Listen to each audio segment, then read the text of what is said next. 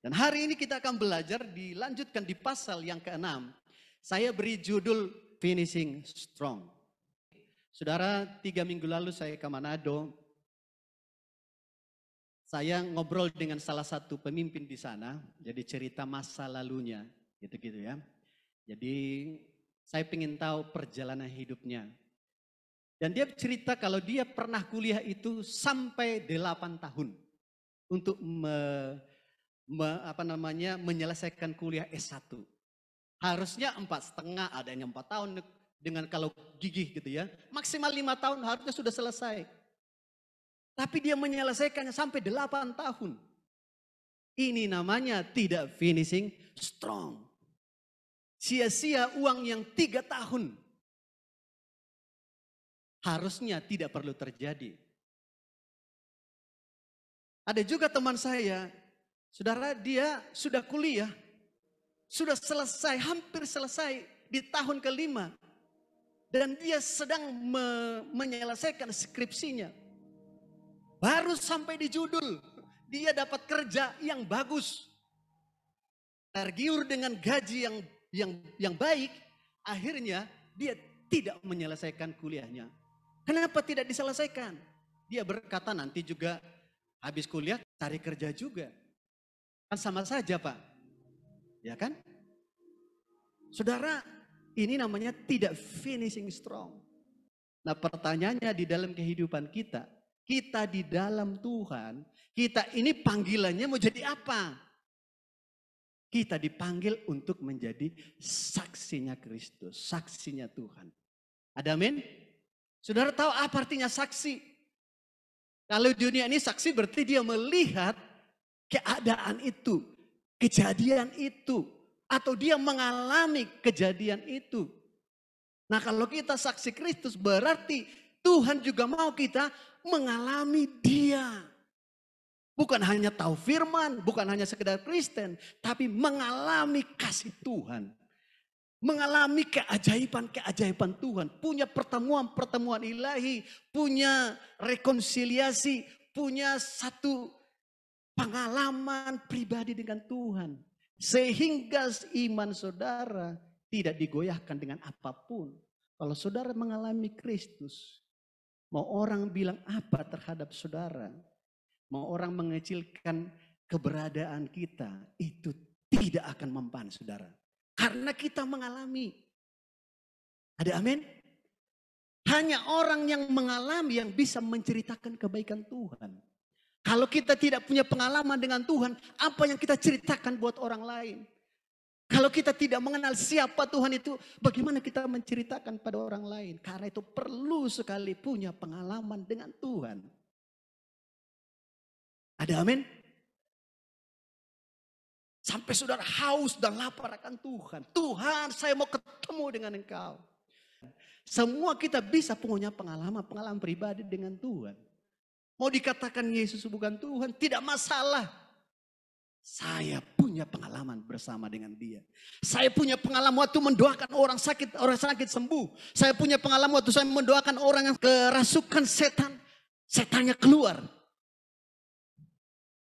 Berarti Tuhan yang saya sembah, Tuhan yang hidup. Amin. Mari kita baca di Daniel 6 ayat 1 sampai 10. Sama-sama kita baca ya. Saya baca yang ganjil, Bapak Ibu Saudara baca yang genap. Ini perikop sebetulnya ayat 1 sampai selesai. Tapi kita baca sampai 10 ayat aja. Firman Tuhan berkata, lalu berkenanlah Darius mengangkat 120 wakil-wakil raja atas kerajaannya. Mereka akan ditempatkan di seluruh kerajaan. Membawahi mereka diangkat pula 3 pejabat tinggi dan Daniel adalah salah satu dari ketiga orang itu. Kepada merekalah para wakil-wakil raja harus memberi pertanggungjawab supaya raja jangan dirugikan. Maka Daniel ini melebihi para pejabat tinggi dan para wakil raja itu. Karena ia mempunyai roh yang luar biasa dan raja bermaksud untuk menempatkannya atas seluruh kerajaannya. Kemudian para pejabat tinggi dan wakil raja itu mencari alasan dakwaan terhadap Daniel dalam hal pemerintahan. Tapi mereka tidak mendapat alasan apapun atau sesuatu kesalahan.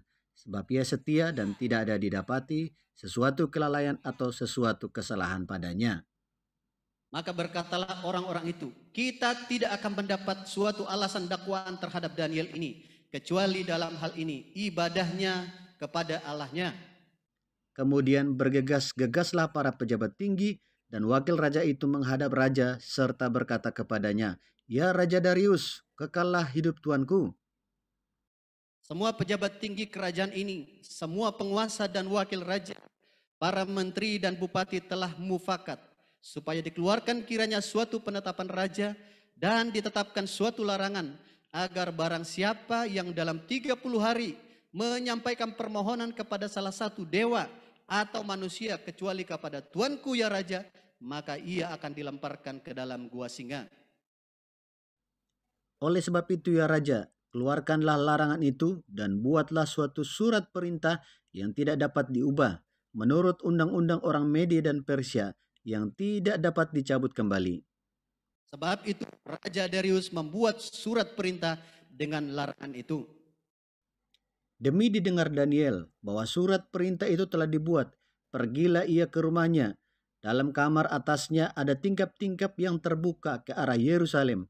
3 kali sehari ia berlutut, berdoa serta memuji Allahnya seperti yang biasa dilakukannya. Amin. Saudara, singkat cerita, Raja Darius ini adalah penguasa dari Media yang mengambil alih kerajaan yang dipimpin oleh Belshazzar sebelumnya. Menariknya, waktu pemilihan 120 pejabat tinggi di pemerintahannya, saudara, terpilihlah Daniel sebagai salah satu pejabat tinggi yang akan laporkan hal-hal yang terjadi dalam kerajaan Darius. Jadi dia kedua tertinggi dengan 3 orang.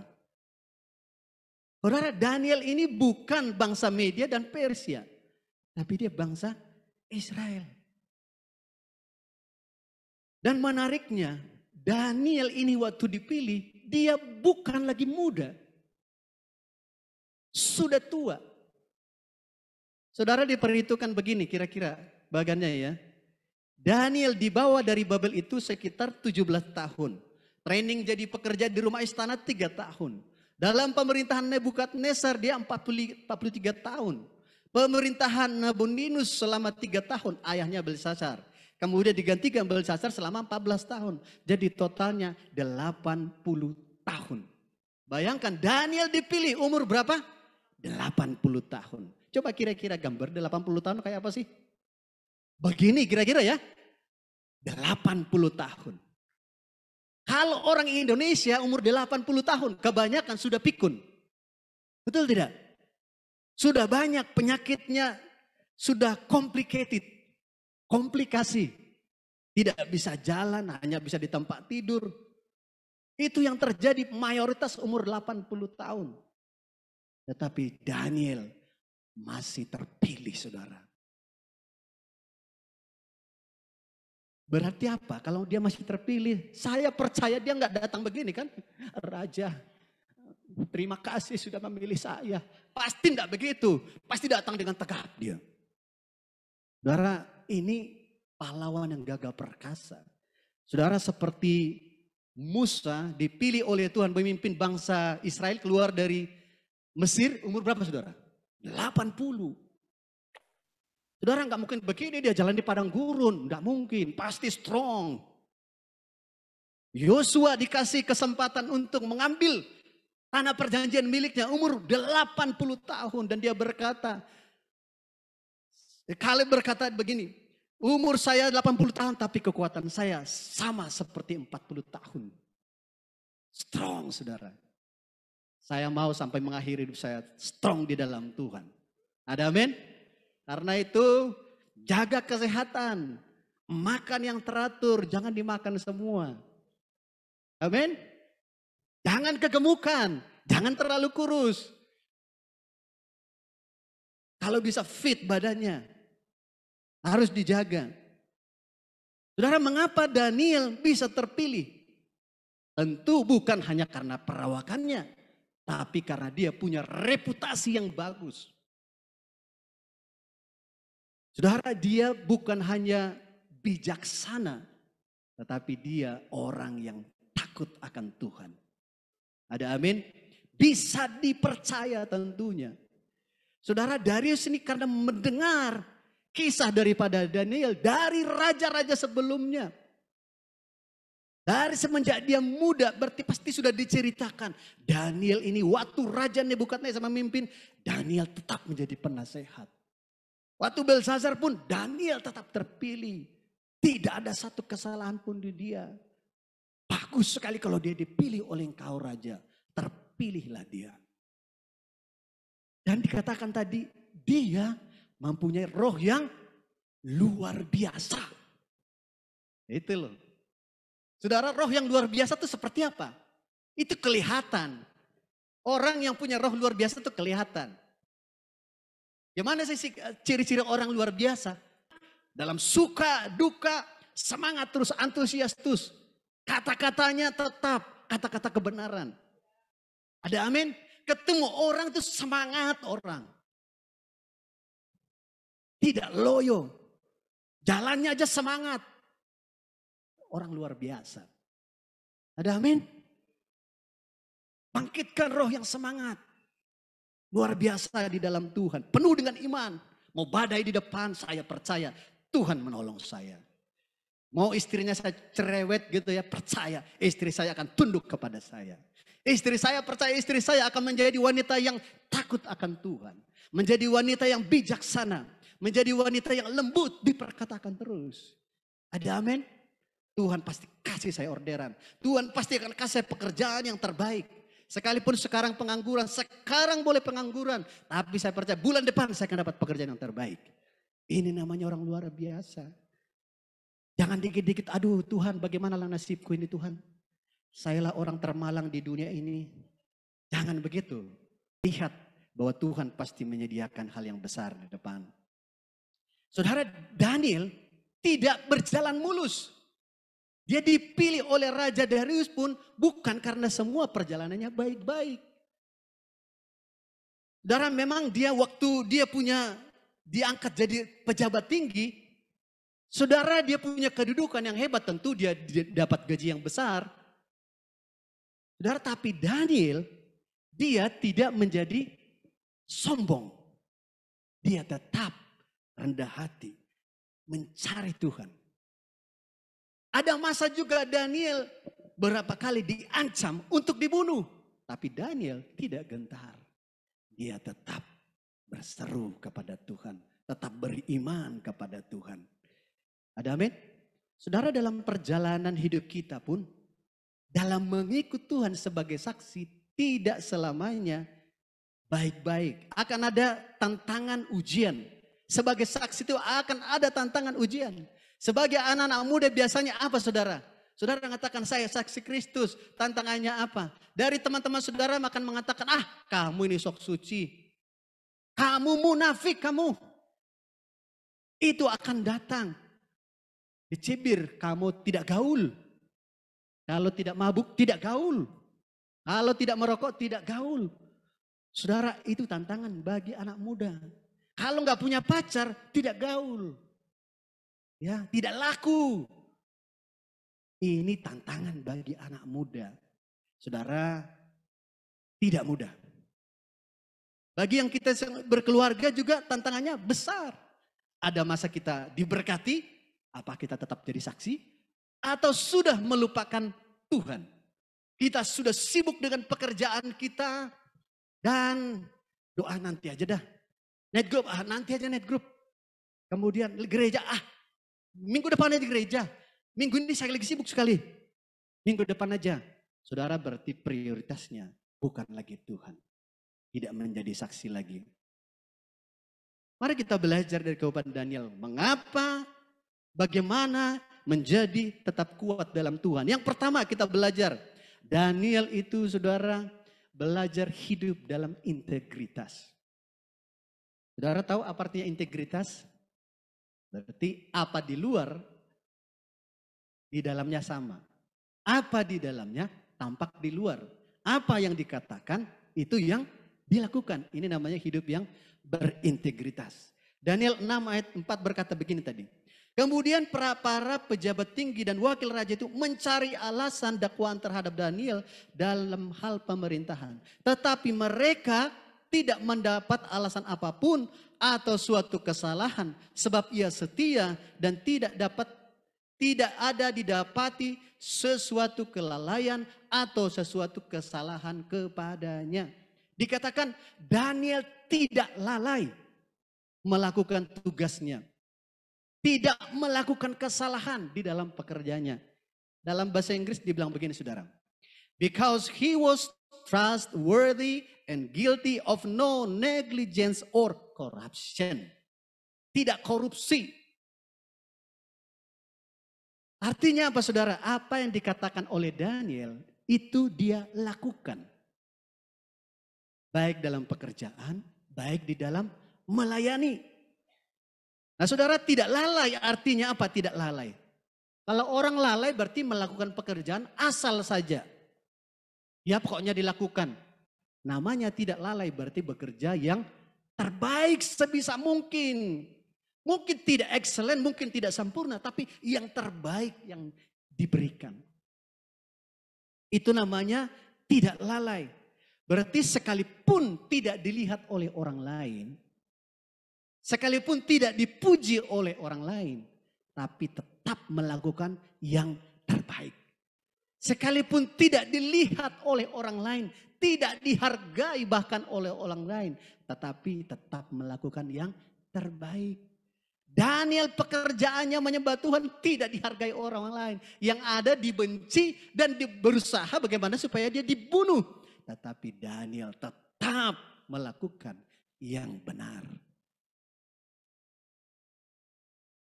Bagaimana dengan kita? Apakah kita kedapatan senantiasa berintegritas? Mari kita bangun hidup kita. Kalau janjian itu belajar ditepati.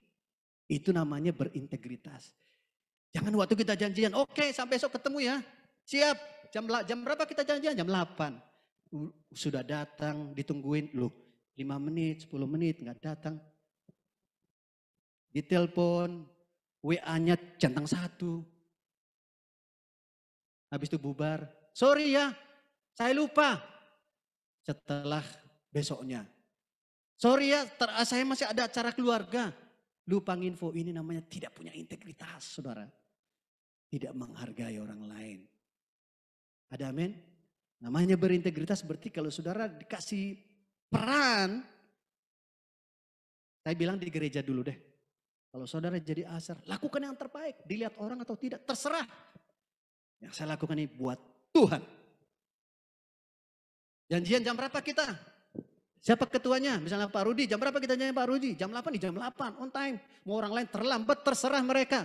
Pokoknya kita janji jam 8, thanks saya datang jam 8. Ini namanya belajar integritas. Ini hal kecil. Supaya apa? Supaya Tuhan percayakan hal yang lebih besar. Ada amin? Kalau kita ke gereja, saudara lakukan yang terbaik. Kenapa? Karena ini untuk Tuhan, berintegritas kepada Tuhan, bukan kepada orang lain. Saya dari dulu tidak pernah absen saya gereja, kecuali sekarat. Kalau hanya sakit-sakit diri saya selalu datang ke gereja. Kenapa? Bukan untuk menyenangkan gembala, bukan. Karena apa? Karena saya tahu hari Sabat adalah hari yang dikuduskan oleh Tuhan. Itu dari zaman perjanjian lama yang ditulis oleh tangan Tuhan sendiri di batu. Ingat. Kuduskanlah hari Sabat. Itu bukan peraturan manusia. Tuhan yang tulis. Dan dikatakan hari Sabat adalah hari di mana Tuhan beristirahat dan memberkati umatnya. Saya pegang terus Tuhan, saya mau hari ini saya diberkati oleh Engkau Tuhan. Saya memuduskan hari ini hari bagi Tuhan. Biar saya semakin kuat di dalam Tuhan. Jadi tujuannya untuk kita berintegritas supaya apa? Supaya strong di dalam Tuhan. Saya percaya kalau saudara sungguh-sungguh datang ke gereja, pulang dari tempat ini, saudara strong, saudara semangat. Ada amin? Pasti semangat. Wow, saya dapat firman hari ini. Saya dikuatkan. Saya dihibur. Atau saya ditegur pada hari ini, Tuhan. Dalam hati kita senyum. Tapi dalam hati, Tuhan, aku bertobat juga, Tuhan. Aku malu. Tapi itu membuat kita strong di dalam Tuhan. Ada amin? Inilah yang membuat kita memiliki roh yang luar biasa. Yang kedua, Daniel, saudara, memiliki hubungan pribadi dengan Allah. Ini yang harus kita bangun. Ayat 10 berkata, pergilah Daniel ke rumahnya. Dalam kamar atasnya ada tingkap-tingkap yang terbuka ke arah Yerusalem. Dikatakan apa? 3 kali sehari ia berlutut, berdoa, serta memuji Allahnya seperti yang biasa dia lakukan. Bukan tumben dia lakukan pada hari itu. Atau pada hari itu saja. Enggak, berarti sudah biasa.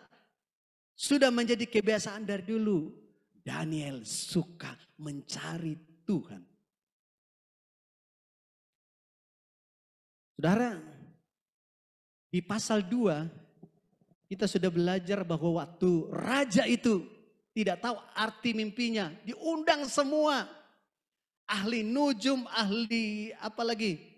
Ahli jampi-jampi, orang bijaksana. Tidak ada satupun yang bisa menerjemahkan mimpinya raja. Dan waktu Daniel mendengar itu, Daniel juga tidak tahu jawabannya, saudara. Dia juga tidak tahu, makanya dia bilang, sabar raja, tapi Tuhanku pasti bisa jawab. Saya cari Tuhan dulu, kasih waktu, oke? Dan dia mencari Tuhan. Tuhan, saya nggak tahu membayangkan ya doanya Daniel kan. Sudah ada ancaman, kalau tidak tahu jawabannya mati semua. Daniel juga kan, aduh Tuhan. Mati sudah saya, gimana ini Tuhan? Tolonglah Tuhan, bicara Tuhan. Mimpinya nggak tahu apa, nggak diceritakan. Tapi itulah waktu dia mencari Tuhan. Tuhan menyuruh malaikatnya, kasih tahu itu Daniel, ini mimpinya dan artinya. Kemudian dia menceritakan, bebaslah dia.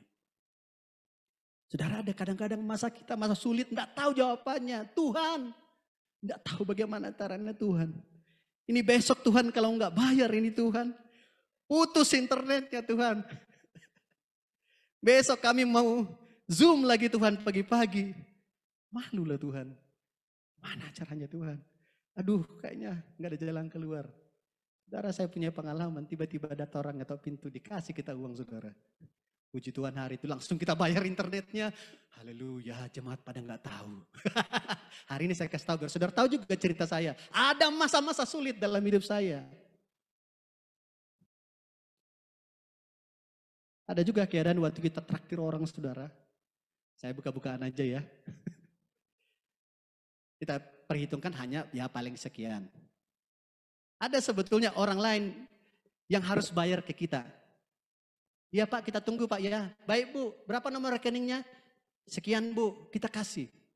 Ditunggu sampai jam 6, jam 7.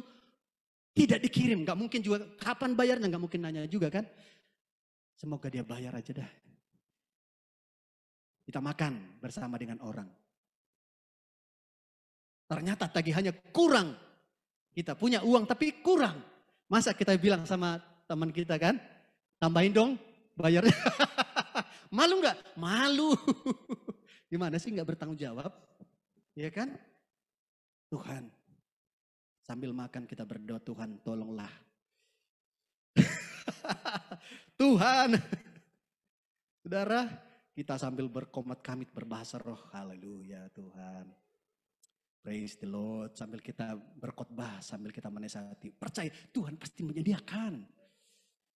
Jangan takut. Dia bilang jangan takut, tapi di sini dakduk.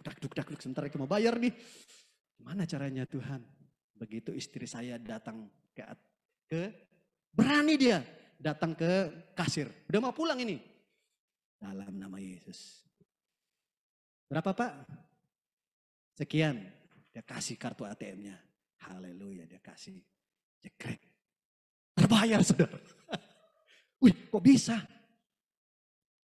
Selisih 1 menit terus orangnya WA. Bu, saya baru sudah transfer ya Bu. Puji Tuhan. Mukjizat Tuhan itu benar-benar nyata. 1 minute. Saudara, kalau telat aja 3 menit. Decline, maaf Bu, ATM-nya nggak cukup. Saudara, saya punya pengalaman yang begitu. Makanya saya suka bersama dengan Tuhan ini. Asik saudara. Ada masa-masa dak dik duk dar.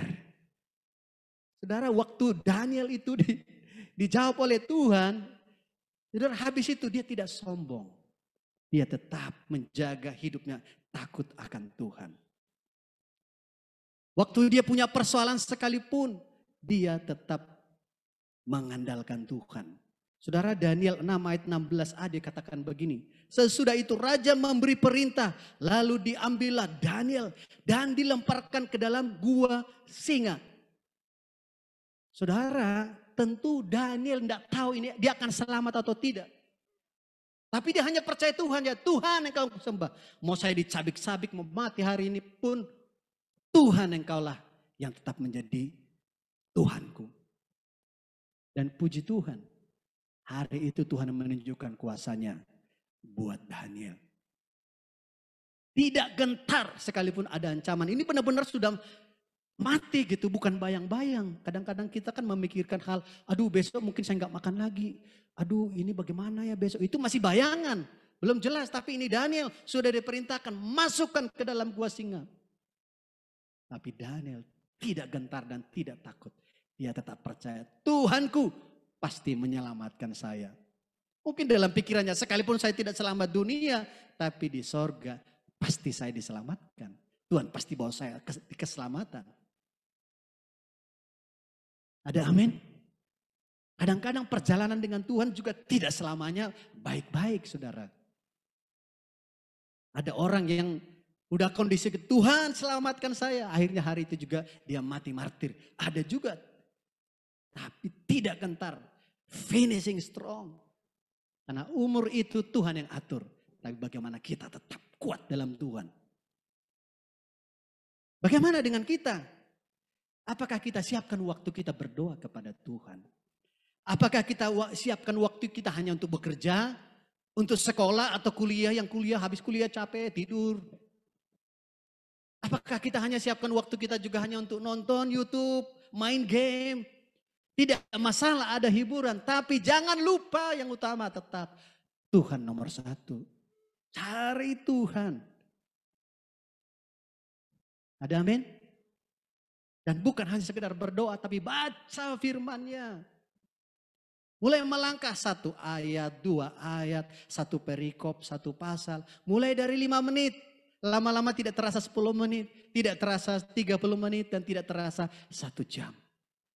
Saudara, waktu kita baca firman itu, saudara, kalau saudara haus lapar itu firman semua lompat dalam hidup kita. Dan saudara bisa, yes Tuhan ini yang saya cari. Semangat saudara. Jadi saudara kerja itu pun semangat. Oh percaya Tuhan siapkan. Haleluya, hari ini pasti saya diberkati oleh Tuhan. Saya percaya Tuhan pasti menjawab doa saya. Mau bos saya bengis sekalipun tidak masalah. Berkat saya tidak tergantung dari gaji bos saya. Bos saya hanya bisa gaji saya 1 bulan. Tapi Tuhan tidak pernah membiarkan saya sendirian. Burung-burung di udara sekalipun tidak menabur Tuhan siapkan. Apalagi saya anak Tuhan. Itu loh. Ada amin? Kasih semangat hidup. Nah tujuannya apa saudara? Supaya kita makin bijaksana. Dan supaya kita berkata-kata dan bertindak sesuai dengan kebenaran firman. Karena firman itulah yang membebaskan kita. Firman membuat kita bijaksana. Ada amin. Perlu pengetahuan. Saudara, iman kalau nggak punya pengetahuan, nggak punya visi, kita akan liar. Saudara tahu liar. Jalan sesuai dengan kehendaknya sendiri. Wah pokoknya ini yang benar, jalan sendiri. Bersama dengan Tuhan. Saya nggak gereja itu nggak apa-apa. Yang penting Tuhan bersama dengan saya. Ini namanya liar saudara. Saya percaya Tuhan menyediakan segala sesuatu yang perlukan. Gak apa-apa. Gak usah nanti net group nanti aja, gereja nanti aja. Percaya Tuhan bersama. Ini namanya tidak bijaksana. Namanya bijaksana itu hidup sesuai dengan firman Tuhan. belajar melakukan firman Tuhan. Perlu informasi. Informasi apa? Dari firman Tuhan. Makanya kenapa belajar? Saya juga terus belajar supaya apa? Supaya saya makin bijaksana di dalam Tuhan. Perlu firman Tuhan supaya makin bijaksana dalam kata-kata kepada istri, kata-kata kepada suami, kepada orang lain. Ada firman yang bisa menuntun kata-kata itu kata-kata yang baik. Ada amin? Semua perlu informasi. Bisnis saja kalau less of information, saudara, bisnis kita nggak jalan. Orang bisnis berhasil itu mulai dari mana? Informasi lebih duluan dia. Semua dari informasi. Itu dulu harus tahu dulu. Kita bijaksana karena kita tahu saya bisa berhadapan dengan istri saya dengan lembut. Karena saya tahu kuncinya, saya tahu ilmunya. Belajar. Kalau enggak nanti emosi terus kita, panas terus. Terhadap bos juga bisa kita tetap lembut. Mau dia ganas atau tidak bisa selembut. Karena kalau kita punya informasi kebenaran firman. Tuhan bilang apa? Tunduklah kepada bosmu, atasanmu. Sekalipun dia bengis. Kamu lakukan ini. Siap komandan, siap bos. Ya ampun, teman saya disuruh. Teman saya enggak disuruh, saya disuruh. Enggak apa-apa. Itu bagian yang Tuhan, bos yang kasih. Lakukan yang terbaik. Ada amin? Ketiga, kita belajar apa saudara? Yaitu menjadi pengaruh ilahi buat orang lain. Daniel 6 ayat 16, sesudah itu raja memberi perintah lalu diambillah Daniel dan dilemparkan ke dalam gua singa. Berbicaralah raja kepada Daniel, Allahmu yang kau sembah dengan tekun, dialah kiranya yang akan melepaskan engkau. Lalu ayat 18, lalu pergilah raja ke istananya dan berpuasalah ia semalaman itu. Ia tidak menyuruh datang penghibur-penghibur dan ia tidak dapat tidur. Saudara, Daniel ini bukan orang Israel. Darius bukan orang Israel. Dia bukan orang yang takut akan Tuhan. Dia tidak tahu bagaimana caranya beriman kepada Allah Israel. Tetapi yang dia tahu bahwa Daniel ini takut akan Tuhan. Daniel ini adalah orang yang selama ini kalau ketemu dengan Darius, dengan dia bersemangat hidupnya. Kalau ketemu Darius itu kata-katanya selalu bijaksana. Ya, kalau Daniel itu ketemu Darius, kata-katanya selalu membangun raja. Membuat raja itu selalu tersenyum di dalam kerajaannya. Ketemu Daniel itu membuat dia menjadi lebih mudah hidupnya.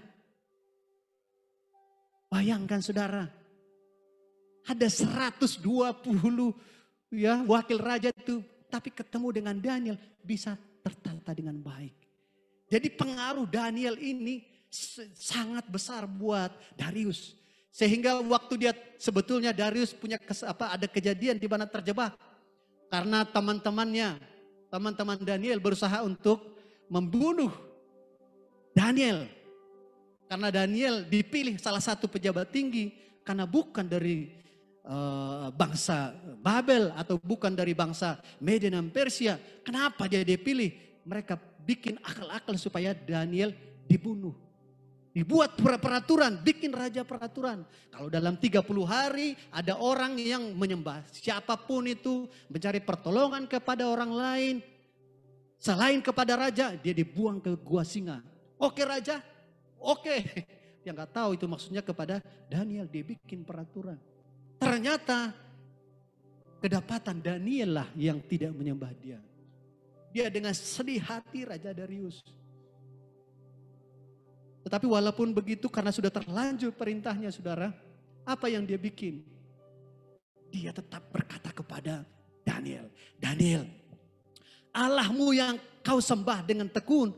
Dialah kiranya yang akan melepaskan engkau. Saudara, pengaruh Daniel membuat Darius juga punya hati untuk melihat kepada Tuhan. Walaupun dia belum tahu bagaimana caranya mungkin menyembah Tuhan. Mungkin Daniel mungkin pelan-pelan menceritakan kebaikan-kebaikan Tuhan. Kan perlu waktu berbicara kepada raja. Untuk mempengaruhi raja. Tapi dari sikap dan kata-katanya sungguh-sungguh mempengaruhi Darius. Raja Darius, saudara. Dan dikatakan saking dia mengasihi Daniel ini. Tidak bisa tidur dia semalaman. Dikatakan di situ apa saudara? Dia berpuasa gitu ya. Nah berpuasanya tentu jangan kita bayangkan seperti berpuasa orang Yahudi. Gitu kan, dia tidak takut akan Tuhan. Doanya mungkin juga nggak tahu juga ya. Doanya, oh dewa yang maha tinggi. Apalah dia bilang kan, tolonglah Daniel itu. Saya perlu dia bijaksana. Dia saya kalau dekat dengan dia itu, aduh saya benar-benar dikuatkan. Janganlah mati Daniel ini. Kemudian ada tawaran gitu kan. Ada pembantu, jangan saya nggak mau diganggu malam ini gitu ya. Nggak ada permaisuri, nggak ada penghibur-penghibur. Bahkan hari itu mungkin dia nggak makan. Pokoknya Daniel harus hidup ini. Nggak tahu bagaimana caranya. Pengaruh Daniel saudara. Darius sampai punya hati untuk berdoa. Punya hati untuk mencari Tuhan. Dan saudara apa yang terjadi? Benar besoknya Daniel selamat. Dia pagi-pagi datang, masih fajar menyingsing, matahari belum datang. Dan dia berkata, Daniel, apakah Allah menyelamatkan engkau? Ya Rajaku, Allahku menyelamatkan. Dia mengatupkan mulut singa dan menyelamatkan saya. Mulai hari itu saudara, Darius berkata, semua bangsa sujud menyembah Allahnya Daniel. Harus menyembah Allahnya Daniel. Nah bagaimana dengan kita ini? Itu kan Daniel. Bagaimana dengan kita? Kita membuat pengaruh ilahi buat orang lain. Apakah waktu ketemu dengan kita membuat orang makin mengasihi Tuhan atau membuat orang makin jauh kepada Tuhan? Waktu ketemu dengan kita membuat kita menjadi loyo, menjadi lemas atau semangat? Yang tadinya kita patah semangat ketemu dengan kita, langsung dia pulang. Ya Pak, mulai hari ini saya akan bangkit. Ini namanya punya pengaruh ilahi. Ada amin? Kalau kita begitu saudara, kita inilah namanya menjadi saksi Kristus. Ketemu orang yang sudah mau cerai, ketemu kita, pulang dengan pelukan suami istrinya. Ini namanya punya pengaruh ilahi. Yang tadinya dia hendak membunuh diri. Yang tadinya hendak melakukan kejahatan. Ketemu dengan kita. Wow, hidupnya berubah. Pulang bertobat. Tuhan, aku bertobat. Saya mau mengikuti engkau. Saya mau hidup dalam jalan yang benar. Ini namanya punya pengaruh ilahi. Jadilah kita punya pengaruh ilahi. Ada amin? Jadi teruslah memberikan kata-kata nasihat buat orang lain. Jangan waktu saudara salah, lihat teman saudara salah. Biarin aja dia. Terserah dia. Nanti saya ngomong, aduh malu saya. Nanti kalau saya ngomong, marah nanti dia. Bu Mita, tolong dulu. Si itu begini loh orangnya. Jangan begitu. Saudara kalau saudara lihat, saudara langsung kasih tahu. Boleh saya ngobrol? Ya kan? Ayo kita ngobrol. Jadi kita pelan-pelan beri nasihat. Pelan-pelan juga koreksi kenapa dia melakukan itu. Apa tujuannya? Kadang-kadang kita melihat itu salah, ternyata nggak salah.